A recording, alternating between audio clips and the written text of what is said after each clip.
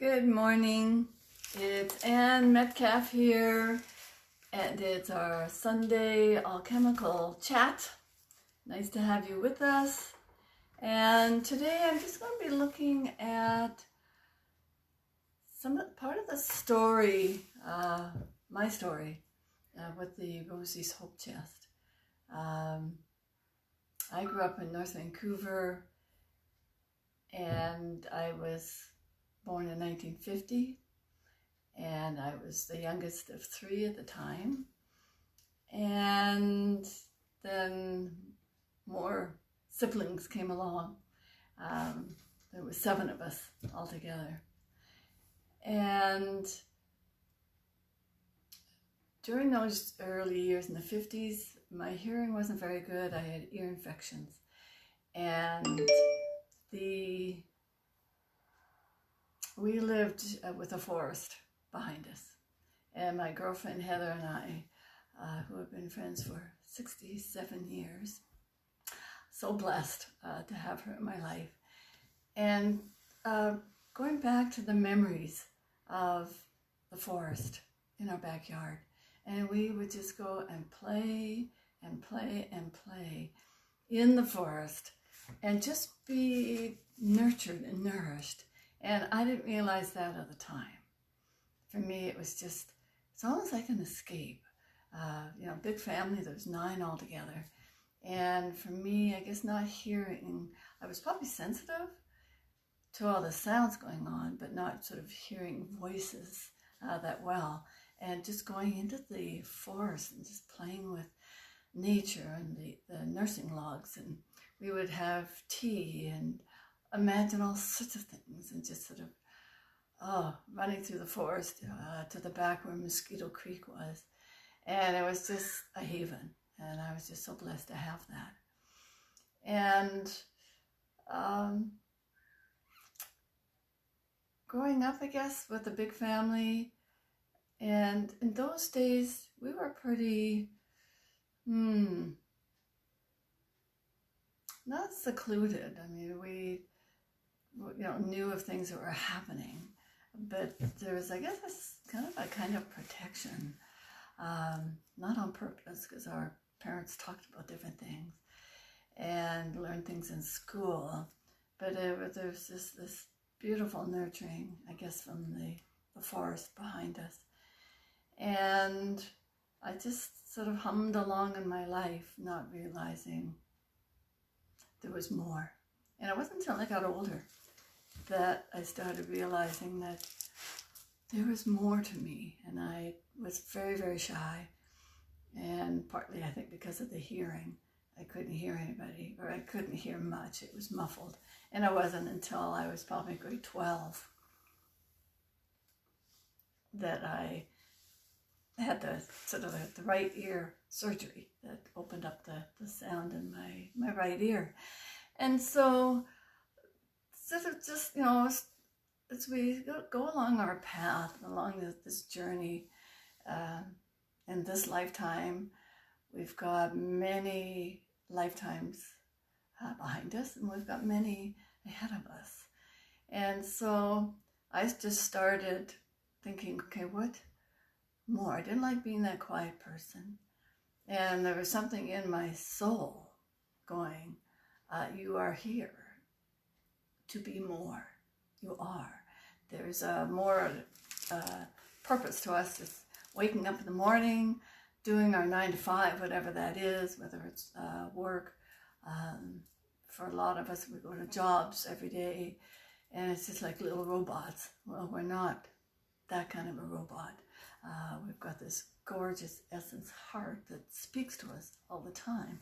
And all the things that have happened in our lifetimes have been things for us. And can we look at things that have happened?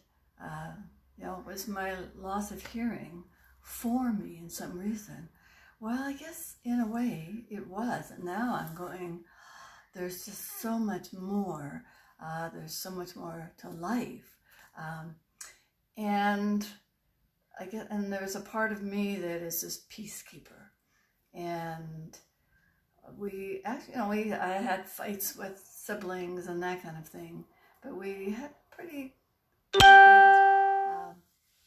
life in our family. It was very loving and kind, and we learned to sort of work within that community of the family and help each other and that kind of thing. And sort of as time went by, I guess, well, one of the things was I started looking into my own sort of spirituality. What was I? Who am I? And sort of along that journey, different things came about. And then I started creating these coins, these activated coins, and these gorgeous little hope chests. And of course, they're made from wood, and so they remind me of the forest that I grew up in, and the naturing and the nurturing the trees give us each day.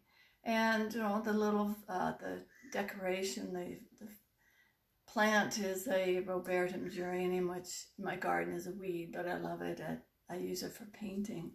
And so for me, this whole peace on earth is one of my key components. It's my passion, I think, and it's what I talk about in my Facebook post. And this morning it was Mr. Rogers, and looking at, it was from another group posting, and so I did my little researching, which is what I like to do, and found an ABC little mini documentary on Mr. Rogers. And he was a Presbyterian minister, which I didn't know at the time. My kids and I used to watch him. And I just loved his heart. You know, when he would talk about his feelings, he would play on the piano. I'd say, you know what, today, you know, I'm feeling sad. Well, what do you do when you're feeling sad? And he would play music that was sad music, and then looking at joyful music, and the king and the queen in the neighborhood, and the ABC was looking at, do we need more of Mr. Rogers now? Because he was talking about being honest with your feelings and community. You know, his greeting song as he switch his sweaters, you know, it's a beautiful day in the neighborhood, it's a beautiful day in the neighborhood, would you be mine? Please, would you be my neighbor? And that's what we're being asked to be more and more these days, and see each other as these beautiful spirits of light and love. And can we live from our essence heart?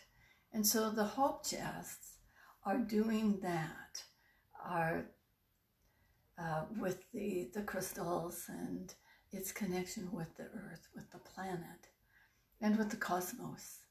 And can we live from our heart in this evolutionary process that we are going through?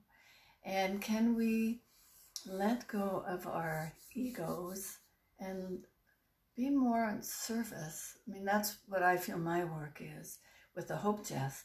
It's a service to humanity, because as the energy of our compassion, our love, our kindness, the actions we take get fed into those hope chests, then that action is absorbed by the planet herself and radiated throughout the entire planet.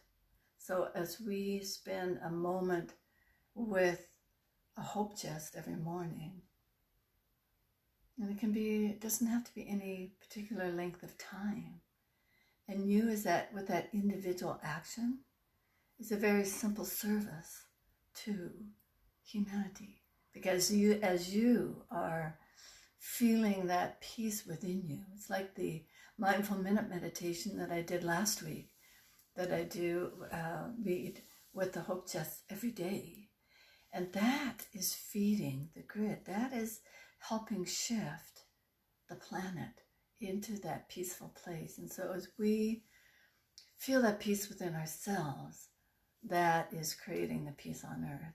And that's why I do what I do, and why I will continue to do that, because it's so important. for ourselves as individuals to just feel that peace and know that we are so loved. And I'm going to read something from the Knowledge Book, which is a book that I've been reading for the last almost year and a half. And I'm hoping one day through our schools, parents, society, our leaders, that we will be living from our hearts. So this is from the Knowledge Book. And you have never been alone in the chart of proceeding from the micro to the macro. You are not alone now either. We are together. We are your universal elder brothers. That's from the Council. Togethernesses with you are togethernesses with the entire universal potential. In this medium, there is no place for egos. Patience is the greatest examination of humanity. Our helping hands are always over you with the hope that one day pink roses will bloom in the midst of the ashes of ego. Time in which one waits tranquilly will always be the time in which everything will be ready. And that is from Mustafa Mola. And so, thank you for listening. Thank you for joining in with me each day on my Facebook Live. Inspirations that I get from Rumi and others. And check out my Facebook Lives from the past. I can go scroll down to my Facebook and go to my website, which is www.soil-alchemy.com. And that is going up for some changes as well. And my new Trust Your Gut, Eat Intuitively for Your Radiant and Healthy Lifestyle. Because as we learn to connect and commune and live from our heart essence, then we will be eating foods that this beautiful vessel, this body of ours, wants, and we can live longer, healthier, be more radiant, and just shine our light. And that's what one of the things we're here for. So go forward, have a great day, shine your light, and I hope to see you next time. Thank you.